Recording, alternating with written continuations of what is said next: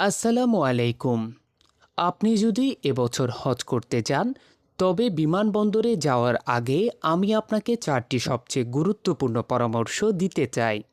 প্রথমত, সুটকেসে কেবল প্রয়োজনীয় জিনিসপত্রে রাখুন এবং অপ্রয়োজনীয় জিনিস বাদ দিন। মনে রাখবেন, বিমান বহন করার আগে প্রতিটি অতিরিক্ত কেজি ওজন আপনাকেই বহন করতে হবে। দ্বিতীয়ত, পাসপোর্ট এবং ভিসা আপনার সাথে থাকা ছোট ব্যাগে রাখুন। এগুলো কখনোই বড় সুটকেসের ভেতর রাখবেন না। তৃতীয়ত, বিমানবন্দরে অনেক ভিড় থাকে, তাই দেরি করবেন না। সময়ের হেরফের হওয়ার কারণে আমাদের সাথে থাকা একজন ব্যক্তি যাত্রা করতে পারেননি এবং তার ফ্লাইট মিস হয়ে গিয়েছিল। চতুর্থ, নিষিদ্ধ বস্তু। বিমানে কোনো প্রকার নিষিদ্ধ বস্তু বহন করবেন না এবং ব্যাগ বা সুটকেসে কোনো খাবার রাখবেন না। সবসময় আপনার ওষুধের প্রেসক্রিপশন সাথে রাখুন।